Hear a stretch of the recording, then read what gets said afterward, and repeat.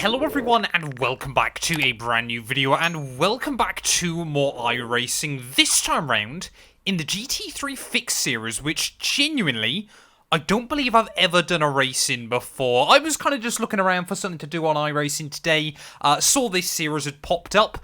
It's at Interlagos, it's a 20-minute race, I'm in the Lamborghini Huracan GT3 car. I don't really think there's much more else to know. Well, perhaps I need to do more of the GT3 Sprints then here on iRacing. We line up P2 there, barely less than a tenth behind our pole sitter, who I believe is in one of the Ferrari 296s.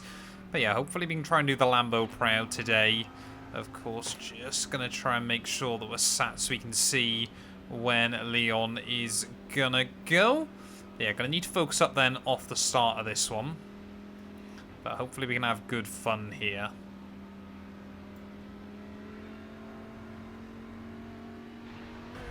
There he goes. And of course he will get the jump on me as we head up in towards turn one.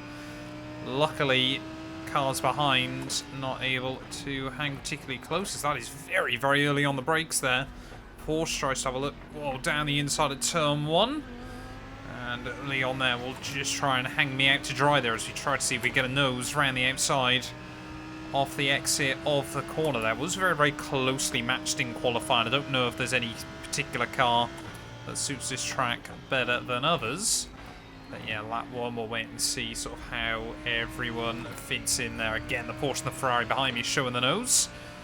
We really want to try and focus on the Ferrari in front of us. Obviously need some SR as well. You know, it's probably one of the reasons why I actually went for a B license series, of course, of, you know, you can get better SR. And that's instantly going to be a 1X, though, on the cold tyres to add to our troubles. And that's going to be the lead of the race as well to go with it. Unfortunate error there, just through the hairpin. The Ferrari, I think all the mid-engine cars do like to go a little bit light, but yeah, quite surprised he's dropped it there.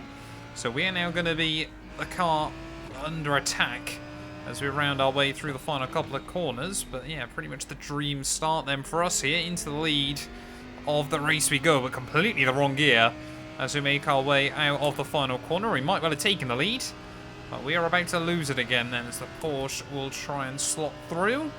Still side by side, still side by side. I think now might just be able to try and slot back in. I don't know why crew chief isn't working. Certainly had him enabled, ready for this. So we'll try and tuck in underneath him. Switch him on the exit of the center S. We will get a better run off the corner. So this is not done then as we start lap 2 here. You can see that Porsche going to try and sit defensive as we make our way down the Interlagos. It's a good little battle early on. And again, you can see he's just going to try and park it on the apex. Can we go right around the outside through turn 4? Try and make sure they don't pick up another 1X, but we need to be down the inside ready for Ferragura, which it looks like we should be. Surely not going to be much he can really do there. Really just trying to pinch me, and how on earth has he got that slowed down? Fair play to him. Brilliant little diving maneuver there. Just pinched me on the apex, gave me nowhere really to go. You know, it was risky, but I like the fact, obviously, you know, got the respect early on. We can obviously go side by side. He's not just going to completely cut across my nose, but I'm also not just going to run into the side of him and potentially send him to the shadow around there. Good racing early on here at Interlagos as we make our way out of the final corner, though. That Porsche, yeah, really does seem strong out of Zhungsao here, but we'll see again if we're tucked up still in the slipstream at the final corner. Of course, it's such a big run back round to the start-finish line here. It won't be, you know, unless you're super close, won't be enough to really try and launch an attack to the line, like, of course, we did in WOR, but also, oh, come on, gather the back end back up. We really should have been able to get that dialed in there and got a nice run through the first couple of turns, but instead, yeah, any chance to capitalise really did go away as we head back down the Interlagos once more. Gonna, yeah, be about a 13-lap race here, I believe. Might be very, very close between 13 and 14, actually, depending on what the pace is like, but yeah, we've got to try and hang close to the Porsche there. I mean, look at that. Porsche leading, Lambo P2, Ferrari in at P3, iRacing's BOP still does work very, very nicely. You know, all these cars feel pretty even. It's been such a while since I've driven the Lamborghini GT3 car. I remember racing it probably 2 years ago. And kind of, you know, had good fun with it, but it was a very, very difficult car to drive back then. Wouldn't exactly say it's an easy GT3 car to drive now, but yeah, certainly, you know, with that soundtrack as well, though, it does sound better than the Audi, in my opinion. Obviously, they do sound very, very similar, as you would expect. Obviously, got the same engine, but the exhaust system on this thing, desperately hoping we get the Audi GT3 Evo at some point in the future. The fact now we've had 3 iterations of the Ferrari, and still, obviously, we're on the old Audi, and we, you know, hopefully, I think we're probably going to see the Ford Mustang as well very, very soon to finally replace the poor old Ford GT. But yeah, we're hanging close, though. Looks like, yeah, the Porsche that time around much, much more careful about trying to make sure that he gets the car rotated into that turn 1 apex. But yeah, we're just, I wouldn't say quite building up a gap to the guy behind there, but looks like behind P4 there is a bit of an opening forming. I need to hit my marks and make sure that we're ready to capitalise on any mistake there, because they're definitely still showing. See, they're just a little bit wide from the apex to make our way in towards the quite technical middle sector. Once again, you really can try and shut the car in on the entry. You know, with this Lamborghini, you have to kind of steer it through the rear end quite a lot, which I know the Porsche isn't so fantastic about doing there. And you just see compromising my line through the second part, though, to try and get some visibility. Everyone else is running much, much wider on the entry here. We'll see if first gear works any better. I'm not convinced it does. Just running a little bit wide, though, so we make our way back down the hill. Again, that Porsche, very, very good at just kind of keeping the nose where it needs it off the corner. And, of course, we will still stay in that range. But it really is, you know, Interlagos is, it's not that it's a difficult track to overtake on, but it's a very easy track to make any kind of small mistake. And when the pace is this close, that can be really, really dangerous there, as it looks like Leon, who obviously started on the pole, just set new fastest lap. But yeah, dropping another 2/10 back that time round. Just try and get a really aggressive run through the center S, though. That worked out quite nicely. Use the short shift. We felt a little bit of bog on the traction control there. Sometimes that'll allow the rear to spin on you. But this time round, we fight against it. Definitely feel like we're all kind of still being, you know, none of us are 100% confident. The fixed setups, you know, they're not bad on iRacing, but they certainly don't allow you to tack like a normal kind of GT3 setup will. You know, they are still very slidey. You know, they don't quite allow the rear end to slip just that little bit that you often want. So you just see again, trying to get a bit of a tidier run through the hairpin. The Ferrari closed in on the way in, but we'll lose out on the way out as well. Must also admit, Interlagos' track limits on iRacing. It's been such a long time since I've driven here. Yeah, it's certainly, I wouldn't exactly call it a ridiculously lenient track, but they're certainly quite rewarding for good racing. As you can see, I mean, you can get away with going all over the curb in there. So, and there, apparently, as we run again a little bit wide. Is that going to allow the guy behind me to try and get a bit of a run back up towards the top of the hill? He's going to be right there. We might have to sit a little bit defensive. Don't really want to lose any time to the guy in front, though. Where do we go? I think we're going to have to hold the race in line. Just try and brake late in towards that first corner. And he will try and get the nose there, but we squeeze him. Horrible corner, because, of course, it just never... You're constantly trying to turn in, basically, from the braking point. But this is not what we need at the moment. It is giving Yol a fantastic opportunity to try and break free up the road. Again, he's going to try and switch me off of the corner. We're not going to allow him to get the run, though. It's going to be our second off track of the day. That corner, yeah, definitely feels very, very strict on the track limits. As well, again, try and just swoop through the first part of Ferradura. But yeah, need to try and get back within the range of that Porsche. Oh, almost into the back of me, as we've got a bit of a wash of understeer. So I had to slow the car down a little bit more than I think he was expecting.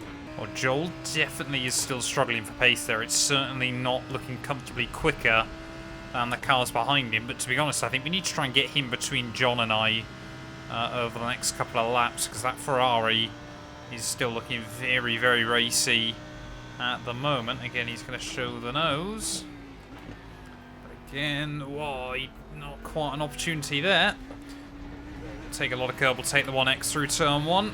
He's going to give me a nice little push on the exit. Not quite sure what that was all about. Don't think we could have done a lot there, but we now have got a bit of breathing room behind. Yeah, I really just think he kind of had nowhere left to go with the run.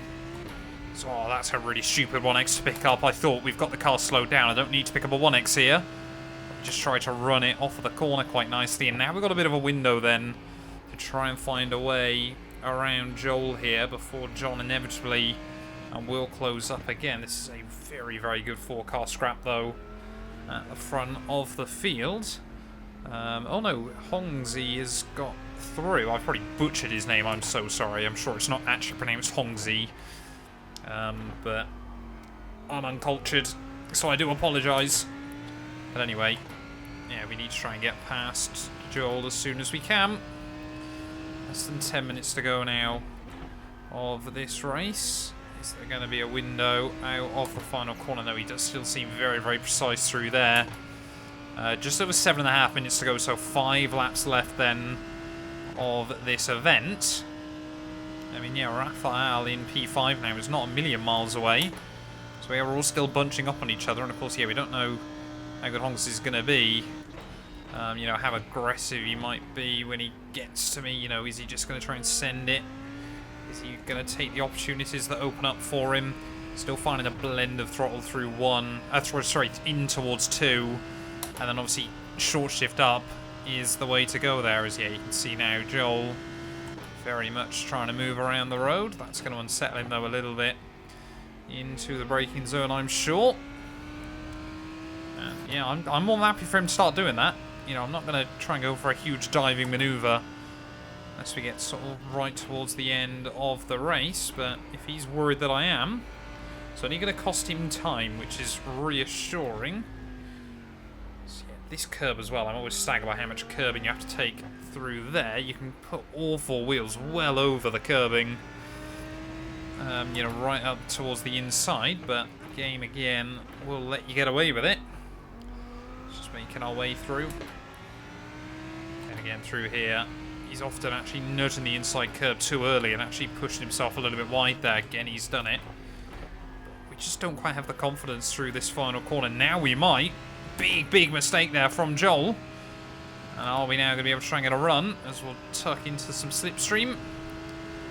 I think he's going to try and defend the inside out towards the final corner, up towards the start-finish line. Do get alongside him there. Porsche versus Lamborghini up over the checkered flag. And try and make my run as wide as possible and then slow the car down. See if we can switch him through turn 1 and turn 2.